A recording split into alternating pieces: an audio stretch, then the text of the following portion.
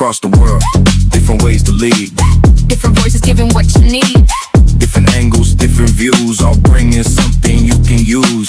From every corner, hear the call. Level up now, give it your all. Mind, body, business, elevate, new perspective, shift your state. This is coaching call. With Sifu Rafael. Sifu Rafael. Sifu. Rafael. Different paths, different minds. Take what works, leave what doesn't align. Every voice brings something new. Now the choice is up to you. Take the insight, make it real. Turn the vision into skill. From every corner, hear the call. Step into it. Stand up tall. From every corner, hear the call. Step into it. Stand up tall. Coaching call. With Sifu Rafael. Sifu Rafael. That moves me every time. Good morning, Nancy. How are you doing today? Sifu Rafael, great to be here. Yeah, absolutely. I'm really excited for today's call because we get to know more of who Nancy is. So the question that I love to start with is, where were you born and who would you say influenced you before the age of 15 even? I was born in Michigan in a college town called Ann Arbor.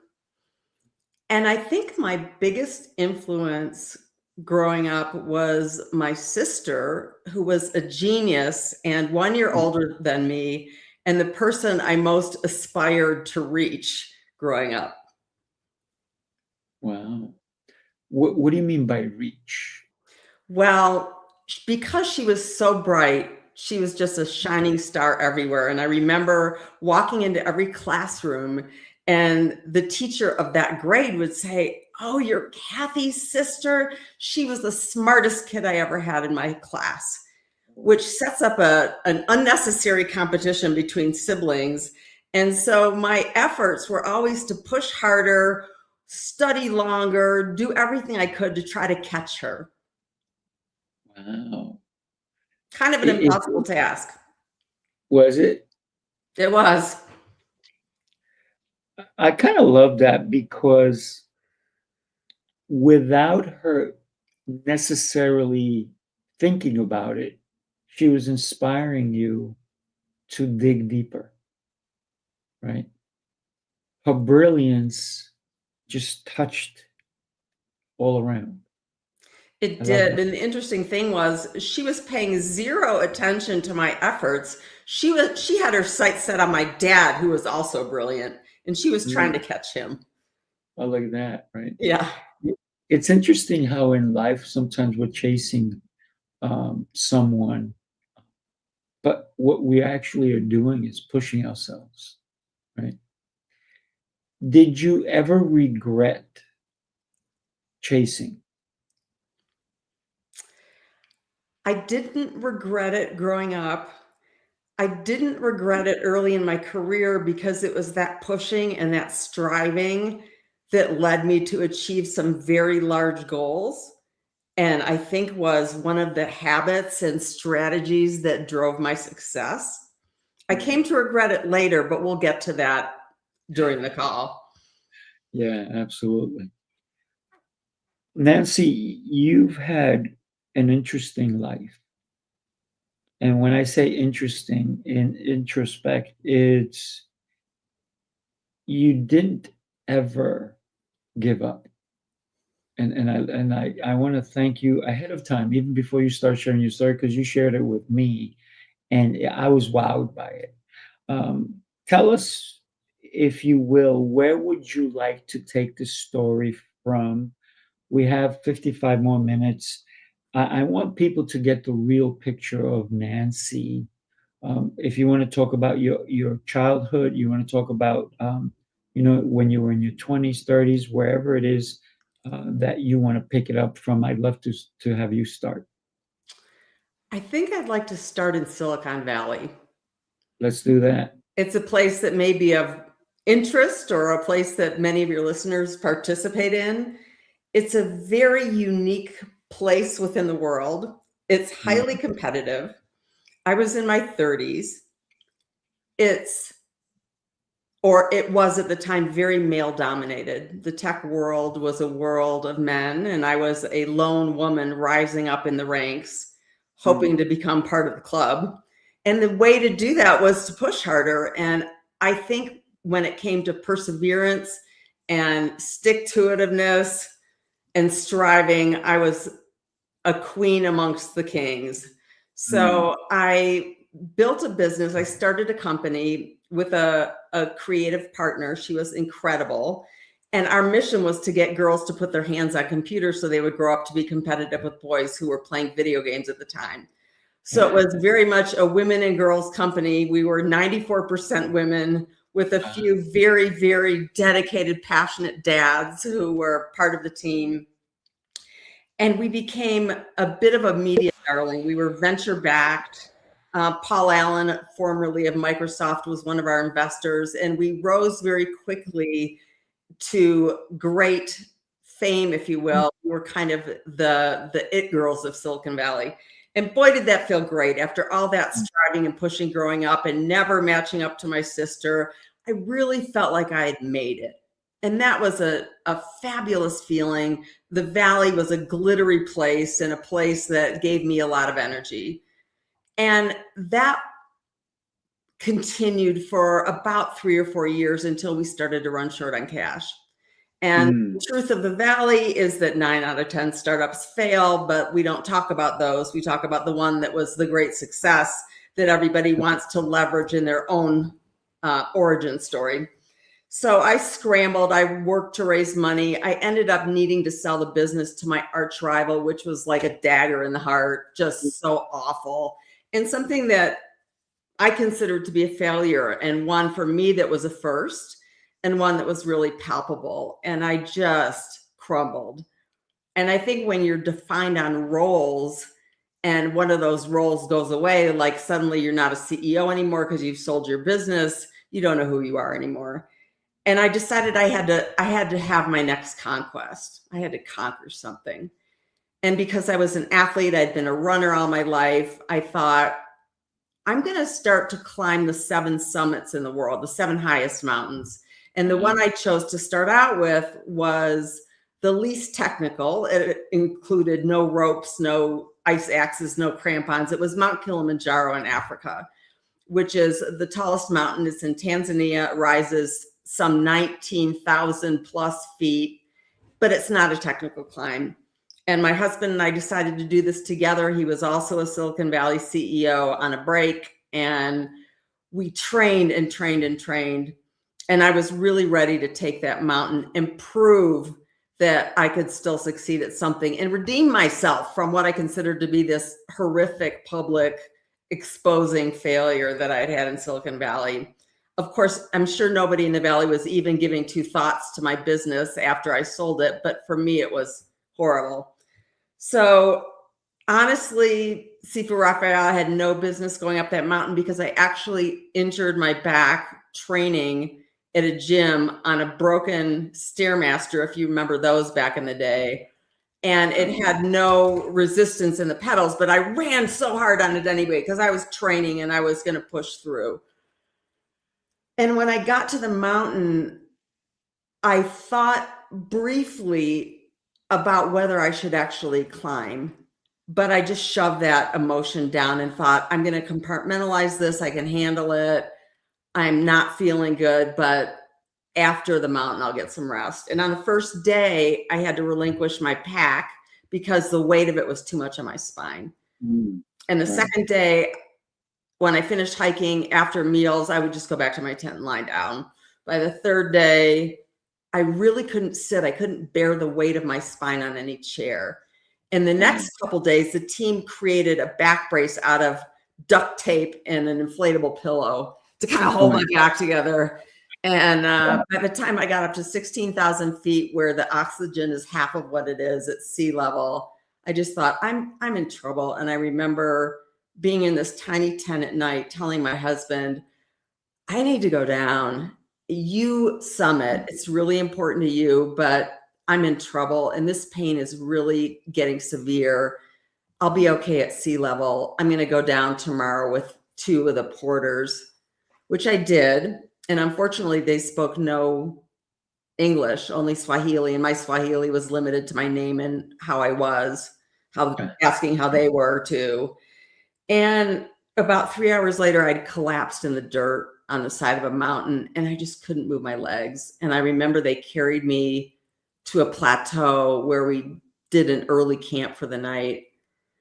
And I woke up at midnight and literally could not move my legs and tried to shift my weight. And I felt like somebody was driving a dagger through my spine. Wow. And I had two thoughts. I thought, number one, that I could actually be bleeding out and I could end up with my name on a rock, like so many climbers who don't make it down these mountains. But the second thought I had was, my whole life has been organized around pushing. And this is what I did to try to make it up this mountain. And this is not working for me. And you might think that that experience, that personal heart attack moment, would have been the moment when I realized what resilience was really about and that it wasn't about pushing through. But it took me 15 years to learn that. So that's where the story started. Oh my goodness. What an incredible start, if you will, to the show, because it goes to show that you understood pushing through. And I gotta say one thing, when you said that you sold to your competitor, most people would see that as failure, but I see a benefit. I see the fact that you were actually able to sell. Some people go bankrupt and are not able to sell. So there's a bonus there that I see, right? And I'm always looking at the positivity of things, even when they go bad, right? And so you were able to sell, and I'm sure it wasn't what you probably wanted, but you were able to sell. So it was a plus. And your husband is basically in the same realm as you, right? What is it that made you decide to even create that company? Because you wanted to give the space to women to rise up where the boys were playing games, if you will. Absolutely. I thought it was just important to do something. I was in tech, so that was the world that I knew. And I thought, in my own way, I have to give these young women, these girls, a leg up and just lift them up so they can grow up and be competitive in a way that I had to work doubly hard to do. So it was my own contribution to women and to girls, if you will. I love that. Because you're right. So many people count out the girls. And I got to tell you, I've known some who are beyond brilliant, and just like your sister, right? And consider the fact that you decided to help others become something that maybe they didn't even imagine they could do. And you gave them a leg up, or you gave them a framework to really expand who they could be. So that kudos to you for doing that. Thank right? you. Yeah. So you said 15 years. 15 years it took you to realize. What was it that took you 15 years from that thinking you were bleeding out and you didn't want your name on a rock? Because whoever wants their name on a rock, right?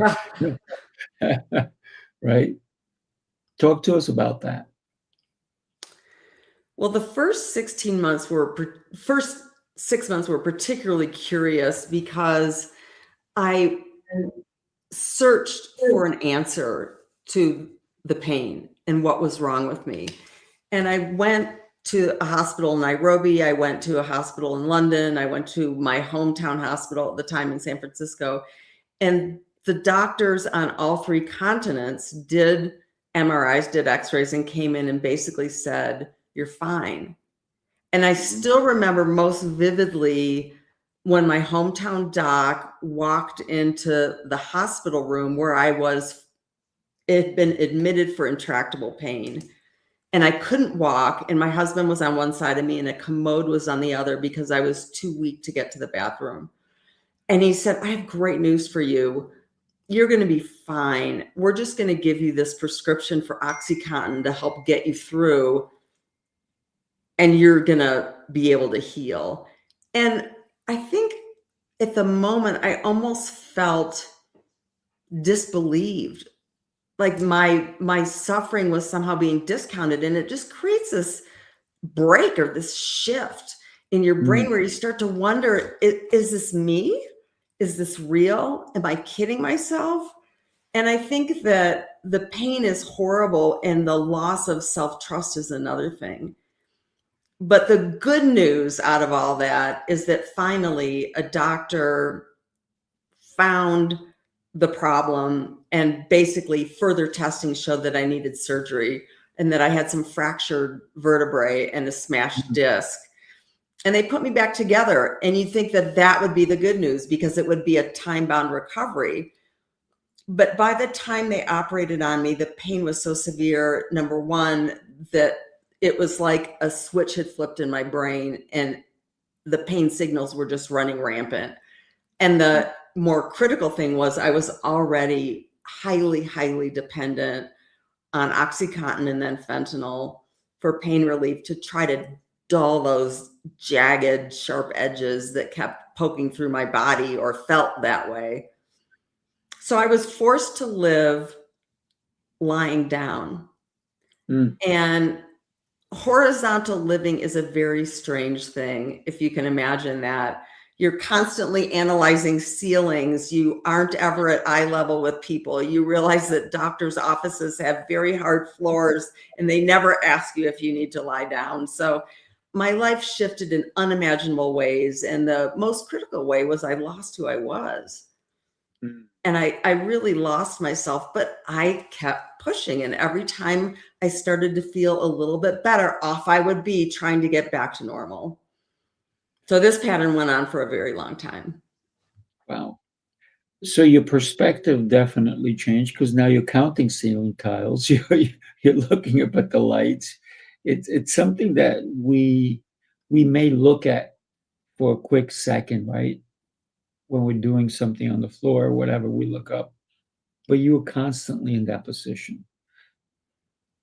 I can only imagine that it had to be, I'm going to say the word aggravating, because the pain was aggravating. Your position was aggravating. How did you do it? And for how long did you do that for? I lived lying down, fundamentally, occasionally getting up for a meal so that my digestion would improve. But I did that for the better part of a decade. Wow. Before I started to mobilize a little bit. And I will tell you that that is excruciating. It's frustrating. It's anxiety provoking. You think your life is over, and it's boring. Also, you know, lying down used to be my happy place. I loved bed. I would rest there. I would read a book there. I'd watch TV there. I'd sleep there. And you love it until you have to be there. And then you start to hate it. Yeah, you how did you deal with it? Because if you're thinking almost 24/7, right? For a decade, oh my goodness. So your mobility was extremely limited. You weren't going places. And if you were, how did you even get there? The way that I got to the doctor, which was the main place that I went, was lying down in the back seat of our car, because sitting for the 7 minutes to get to the appointment was on some days not bearable. And I'll tell you, the back seats of cars aren't that comfortable either, because they have these seat belts that impale you and all kinds of lumps that you wouldn't expect, that you never know about when you're sitting comfortably on them. But it became so challenging that I remember we had to take the cushions off of the couch and replace it with 4 layers of memory foam and a comforter because I was so sensitive to anything touching my body. I was like the princess and the pea. So it was a very difficult existence. So when you went to these visits, who took you? Was it your husband? He need help? How did that work out? An interesting thing happens to your marriage when you get sick because pain changes the texture and the rhythm of your marriage. And my husband became my caregiver and I became his patient, and that changes everything. You know, when you're a partner and a wife or a husband, you listen, you laugh, you hear about their day, you contribute, you share things together. They're intimate experiences that you enjoy, and all that goes away. You can't do that. You know, as a person in pain, you're completely changed and altered by the experience, and you're kind of focused inward, not outward on that other person. But he was a saint. He was one of those guys that sticks by you no matter what. Wow. And in many ways, the bonds deepen because of the shared adversity and the shared experience. Incredible, incredible. So, veering off topic for a second, because you just told me about an incredible human being. How'd you meet your husband? We were both in brand management at Procter and Gamble together. And I have to say that I chased him down and asked him out, which was kind of unheard of back in the day when I was a young pup. So I advocate that for all the women out there that have somebody that they know is the one. Yeah, don't wait for opportunity to pass by when it's right in front of you, right? You know it. I love it. I love it. And the only reason you chased him down is because you knew what you wanted, right? He was the one. He was the one.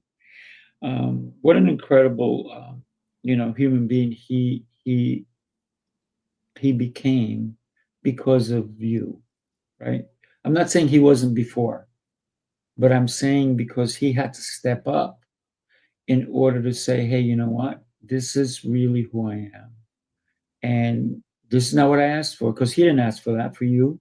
He didn't ask it for himself, but he stepped up to the plate, right? And he got ready to take the bat and hit it out of the ballpark. 10 years you're in this situation, and you said slowly you started to get better. How did that happen? What was the prescription, if you will? What was the willpower that lived inside of you that made that? Well, this is interesting because I really had to hit rock bottom, the worst of all of it, to begin to pull myself back up again and really participate. And I'll tell you a short story. I went to the Mayo Clinic in Rochester, Minnesota, and they had a pain rehab and drug detox program, and I desperately needed both. Lying down all the time, addicted to fentanyl, and they have a 3-week program that interestingly pushes you as hard as I used to push myself. And in the first week, they pull away all the drugs. And I will tell you, Sifu Rafael, withdrawal is real. It's physical, it's neurological, it's emotional. It just racks your system and turns you upside down and inside out. And once you get through that, then the second and third week, they force back physical function. So I went from that lying down position on the floor of the conference room, staring, counting the dots in the ceiling tiles, and I began to walk again. I had to force myself to sit and to move a little bit, but it was really aggressive. And at the end of the 3 weeks, I landed in the hospital. I was in worse pain than ever before and on a higher dose of opioids. And there was a moment when my doctor walked in and he said, we have done all the testing we can do. We tested you neurologically, psychologically, orthopedically, pharmacologically. We've done everything we can. We don't have any plays left in our playbook. And we're going to need to discharge you. We'll help you try to manage your pain, but we can't do anything for you. And I just thought, the medical system has done its best and it doesn't have anything for me. nothing more for me. And it's on me now. And as I'm having these thoughts, my husband had gone off to work, but what I later learned is that he didn't go to work. He went on a tour of nursing homes to try to place me because he just couldn't care for me in this situation anymore. It was becoming impossible. I was just too sick. And I realized that I really had to get aggressive with my own care, and that maybe that pushing was causing me further harm, and that the way that I had run my life was working against me, and there had to be a different and better way. And the happy story is that my husband ended up taking me home. He was completely flipped out by what he saw, and the thought of putting then a 45-year-old woman in Right. the nursing home would have just been untenable. And we very, very slowly, carefully, with the help of a great physical therapist, I learned to walk again because I had lost that ability when the pain was so severe. I was bedridden for too long.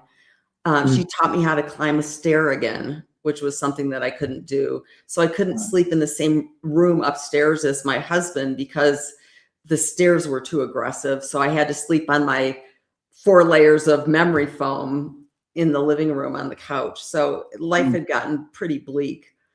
Right. But the good news is that very slowly, a very deconditioned body, which was mine, started to get a little bit stronger. And my desire to be out in the world again was overpowering everything. So it was really about my mindset and knowing that I couldn't live this way and I had to make it through. And I decided, this was in the days before online education, that I was going to go back to graduate school because I was sick of staring at the ceiling. I was bored and I had to get in the world again. I was very isolated. And I applied to grad school for an international development program, again, to lift up women and girls. And I got in, but first I deferred because I wanted to wait until I was normal again. And I had a very wise therapist at the time who kept talking to me about something that she called the new normal. And that to me was a horrible term. In fact, I told her, I said, Susan, I hate the new normal. I hate this. It's a horizontal, monochromatic, isolated life, and it's not who I am or who I wish to be. And she said, you know what? You got to stop. You got to stop fighting it. You just have to give in a little bit and start to accept and adapt to what you can do. And that was very sage advice. I realized what I could do was use my brain. Still, that was fine. What I couldn't do was walk into a room and sit down for 3 hours in a seminar like everybody else. Right. So my husband and I came up with the idea of going to grad school, but doing it lying down, which is something that most universities that do ADA aren't used to either. And we came up with the idea of an army cot that was portable and foldable, and you could set it up in about a minute and pull it along in a little personal shopping cart and blow up an inflatable mattress. And there I would be lying in class with all of my sitting up colleagues. So that's what I did. Oh my goodness. That was the key. What was the take you would say that you noticed from the other students? Because that had to be different for them, no doubt. I'll tell you 2 quick stories that I remember from that time. The first was orientation day, and I came in early. I set up my cot. There were round tables in an auditorium, and all the students were seated at these round tables in their shorts and their hoodies and their tennis shoes. And I was lying down a little overdressed, probably, on my cot, and it came time to introduce ourselves. And I remember, because I'm lying down, I'm propping myself up on my elbow, which probably had a huge callus on it by that point, and tried to get up to eye level where they were. And I said, hi, I'm Nancy. I sustained a severe spine injury on Kilimanjaro. And I'm going to be like you see me here in class lying down. And I just want you to know that I'm good with it. So you can be too.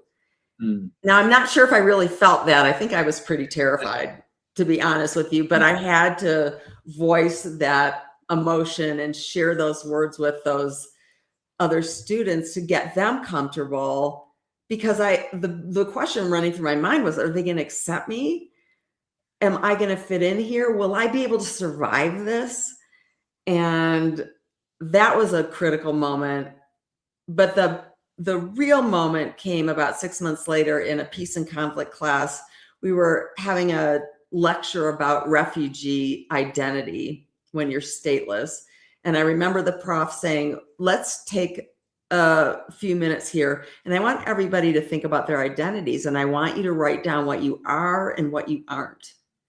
Mm. And my classmates are like muttering, like, I don't know how to do this. And I thought, this is easy for me.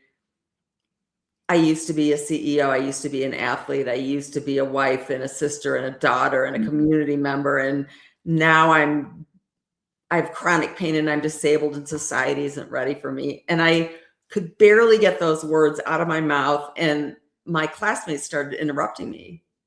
No, that's not how we see you. You have great things to contribute. You have all year. You just happen to do it lying down. And that was like a big epiphany for me, because I realized that it didn't have to define me. My physical limitations didn't define me. And that was a huge opening in the world for me. Yeah. One of the things that I've spoken about is disability, right? And it's just take out the word dis and it's ability, right? You have the ability to do so much more, but sometimes people put that label on you or me or anyone else. And the only reason I can say that is because I had polio as a kid and I lost the ability to walk. Oh, so sorry. So for me, listen, I think it was the best thing that ever happened to me, because I understood, just like you do, what it means to get back up and do it. So eventually I want to, and I got to say, that first day when you told them, you were really telling yourself, weren't you? Oh, absolutely. Absolutely. Not only was I telling myself, but the only person who thought that I was disabled was me. Yeah, yeah. Interesting. So you decided that you were going to handle it. You were going to take care of you, because right now you're not laying down. That's right. How do we get here? How do we get here today? That's a beautiful story, by the way. Thank you for sharing it. Yeah, it was a very long journey. From grad school back to health took about 7 years. Mm. And I think that in an interesting way, the act of having to get 10 minutes to school, pull my cot in, set it up, and then lie down started to strengthen some very deconditioned muscles because I was so weak. And I eventually graduated from physical therapy and found a fantastic personal trainer at a nearby gym. His name was Mark, and he helped a lot of people with chronic spine problems and acute injuries come back to health. Mm. And the first day I went to see him, I remember I really couldn't sit down. So I stood up and I had a legal pad with me to take notes like a nerd. I mean, you never see that in a gym, but I didn't know. And he came, we went over to the mats and he said, we're going to do a couple planks. And I thought to myself, I can't sustain a plank. There's not a chance. I mean, not even for a second. I just collapsed. That's how weak I was. And he, in the course of 7 years, seeing him every week and continuing to go to class and do my cot routine, I slowly but surely started to regain strength. And after I graduated from school, I thought, if I could go to school in this way, in this kind of contained way that felt very safe, maybe I can enter more of the world that way. And I started to travel buying 3 seats in coach and lying down. Wow. That was interesting because you can imagine the people on an airplane. I was flying between San Francisco and New York, where I was working for a women's refugee organization. And the number of people that tried to take my aisle seat where my head was, I can't even count. But I slowly realized that there are so many ways to be in the world. I mean, we're all individual. We all have our issues. We all struggle, and we all find a way to participate. And that was what I was really determined to do more than anything. And I couldn't push to do it. I had to adapt to do it. And it took that kind of agility and flexibility to figure out a way that was a very unconventional way, but a way back. And between, working and school and training, I slowly got my physical capability back. And after I got my body back, it was time to get off the drugs. How hard was that? Horrible. It's like Chinese water torture, honestly. I had obviously failed at it before after the Mayo Clinic, and this time it took a year. But I had a fabulous doctor who was very patient and who said, we're going to peel back the onion in a tiny way every month, and you'll feel sleepless and anxious, and you might be a little nauseous, and then your body will regulate, and then we'll start again. And that's what we did. But I really wanted to be clean. I just wanted off of all that fogginess. And I wanted to be clear-brained, clear-minded. Wow. Incredible that you found the right person, right? Because he didn't try to do it after a month or what. No, it as long as you needed. When were you able to sit for 5 minutes even? It was probably, it would be periodic, because recovery doesn't go like this. It goes like this, as I'm sure you well know.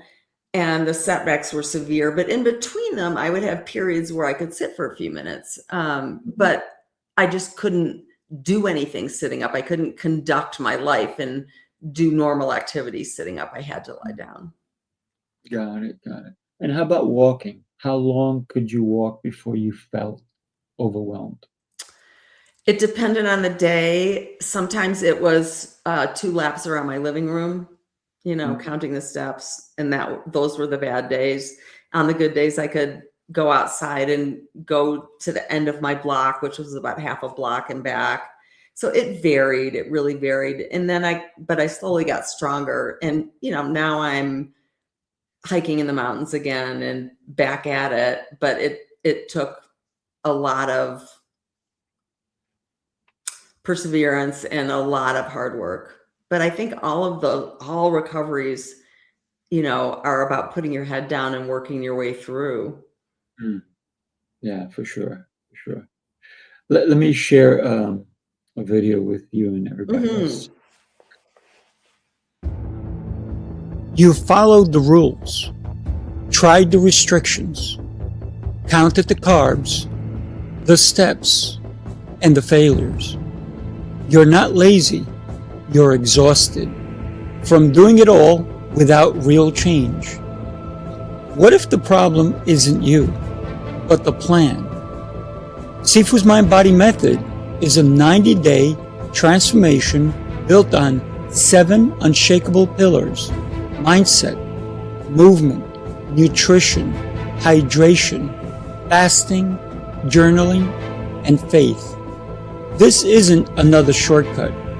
It's your structure, your strength, your reset. You don't need harder, you need better. Ready to begin? Start today. Not easy for anyone to get into the kind of shape that they would like to be in, right? Not easy for you to get off the cot, if you will, and be able to function. And now you're traveling, you're doing things. Listen, you started traveling with 3 seats. I'm sure now you're not doing 3, right? Well, I used to buy a seat for Nancy Deyo. I'd buy a seat for Nancy Deyo extra seat 1 and a seat Nancy Deyo extra seat 2. And now I'm happy to say that I fly in a single seat. Nice, So nice. that's my reward. That is, congratulations. Thank you. um, it was not cheap, I'm sure. And how about getting to the destination, because you were flying from San Francisco to New York? What would happen when you would get to New York? Did you have to get wheeled? How did that transportation happen from one place to the next? Yeah, at that point, it was after grad school, and I was able to navigate the airport. I would just lie down when I got to the transport. So if I was in a cab or I got a car, I would just lie down in the back seat. So at that point, sitting was still the hardest thing. And walking was more manageable because I'd been doing it back and forth to class. And I just had to be horizontal as much as possible. And in work, that's possible. Also, you can lie down. And in one job in San Francisco, I had purchased a lie down chair, almost like the astronauts used to use, that could tip you upside down. And I would lie in that, or I'd lie on the floor. Or when I was stronger and could stand, I'd stand up. A lot of people do that. That's a little bit more accepted and more normalized in society to see people working standing up. People even have standing desks now, but lying down is a little unusual. Yeah, I would say so. I mean, listen, if I was walking through an office and I see somebody lying up, like, are you okay? What's going on? Why are you lying down? Right. That's right. And I'm sure you probably got that as well from people who didn't know you or walk by. So how did you decide to start working for the organization in New York? I had done some volunteer work for an organization where the ED and I worked together. The executive director and I worked together. And when she moved to an organization, I had contacted her and just said, I'm a little better. I can do this. This is what it will look like. And thankfully, she was very open-minded and welcoming, which is something that you can't say for all employers. Right. Yeah. Because a lot of people would not even consider you because of that. Yes. Right. Yeah. Yeah.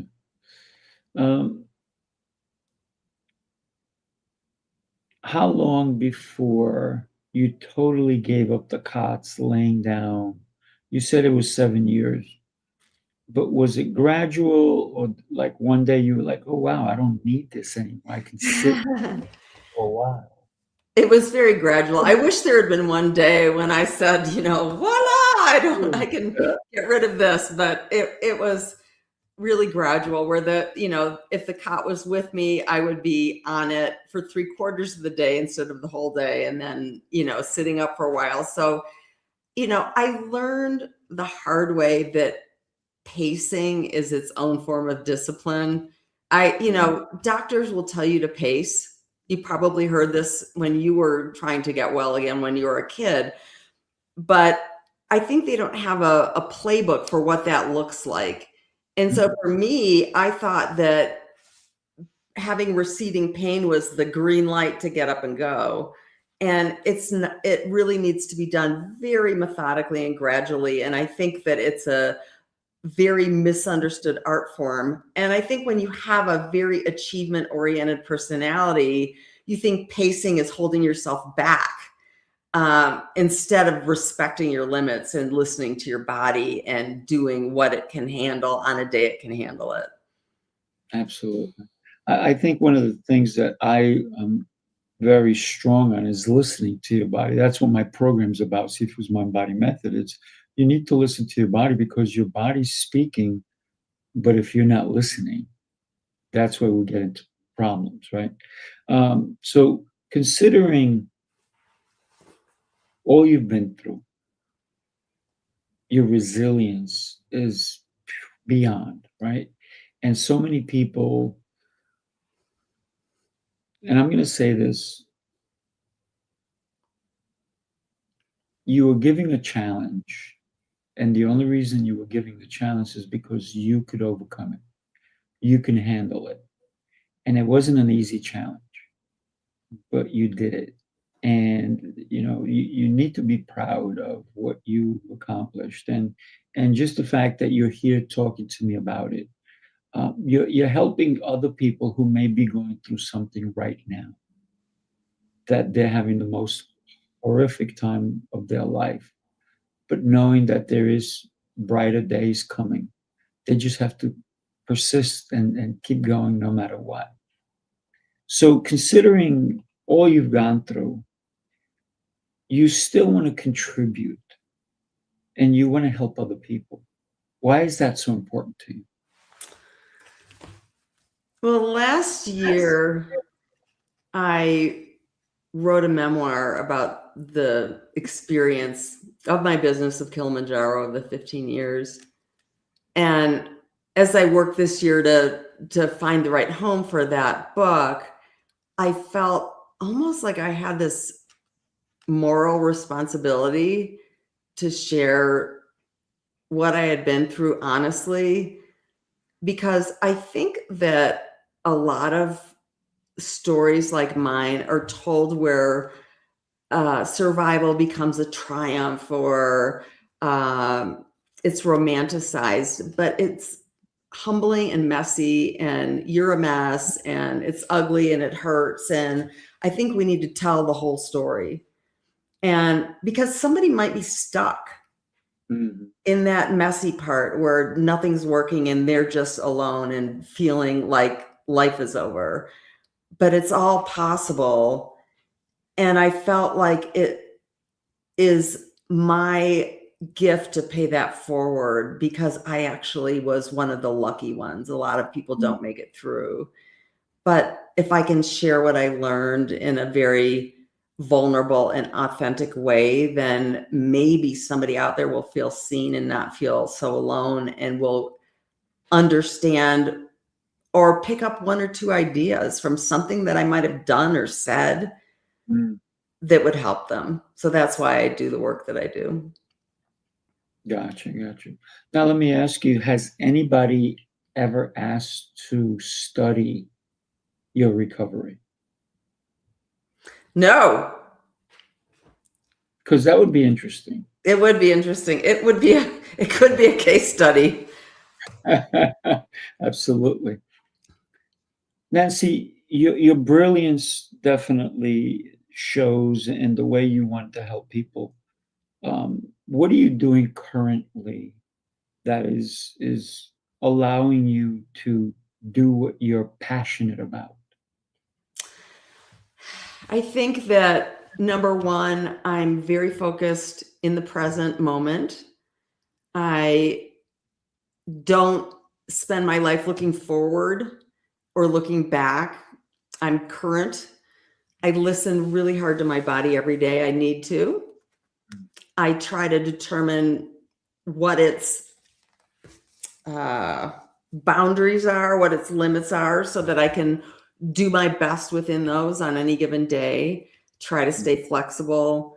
I try to spend time out in nature. I'm a bit of a movement and exercise freak. I love to hike. I love to work out. I think it's because I finally can do it again.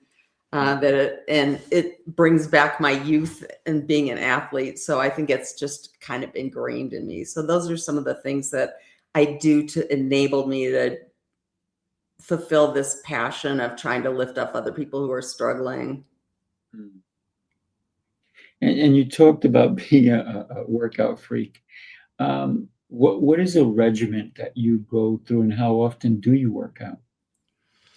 Daily. I hike every day for at least an hour.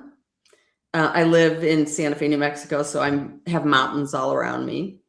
Nice. I ride a Peloton bike every day, sometimes more aggressively than others. But it's all important cardio, and I strength train. So that's an every other day activity. And I feel like that system for me is what keeps me healthy. It keeps me pain free. It keeps me clear headed, and it keeps me healthy so that I will have a long health span. Yeah. I love the fact that you didn't just say cardio, but you incorporated strength training. Because a lot of people think they're like, oh, I don't want to get muscles. I'm a woman. I'm like, no, it's not about that. It's actually being strong, right? So talk to us about your strength training, if you don't Um, I use a tonal, which is a resistance training machine, which is really fabulous. And my husband and we work out together, which is great. mind. It's kind of like having my personal trainer, Mark, who I miss dearly. When I moved, I miss him. And we have different workouts for different parts of our body. If we're working, biceps or triceps or quads or glutes, we'll vary the workouts so that we can keep at them every other day. And the great thing about this particular system is that it knows your strength. So it's constantly moving you when you're ready to move up and be more aggressive. So it's a little bit like having a personal trainer. I love it. I love it. Yeah, and that's a great system, by the way. When you consider the fact that you, at a young age, were chasing your sister, and she was chasing your dad, who are you chasing now? Nobody. Myself. I think it's okay to compete with yourself. Yes. I've realized, and I'm pretty good with that now. Nice. Good for you. Yeah. So, in that consideration, where is your academic um, availability helping you in your new challenges? Because I can already see that you're constantly challenging yourself because of not only what you've been through, but because of how you've developed that brain of yours, right? Knowing that maybe I am going to be horizontal, but I can still challenge myself mentally. So you're continually doing that. Tell us about that. Well, I am a huge believer in lifelong learning. And I think going back to grad school at 50 was the beginning of that. But several years back, I went and applied for a fellowship at Stanford it was called the Distinguished Careers Institute, but it really is for people at this stage in their lives to go back and study something that they're passionate about. So I went back and studied global health and creative writing, which enabled me to better understand the health, better understand women, and then to continue my journey by being able to put words on a page that describe what happened. Are you considering writing another book outside of what happened and more of the help that you're giving to women? All things are possible. I think when you're a writer, you never stop. Or hopefully you never stop. You're always needing to put a pen to the page. Yeah, I love writing. It's so freeing, isn't it? It is. Well, I journaled the whole way through my chronic pain. So that was a poignant record of those days and something that I've gone back to many a time. Mm. Do you still journal today? I do, every morning. Yeah. It's nice to do that when your brain isn't self-editing. Yes. Yeah. And journaling to me is an incredible gift, right? because we can always go back and say, "Oh, that's what I was thinking. Oh my goodness, why was I thinking that?" I love that idea of going back, right, and understanding where we were and how far we've come.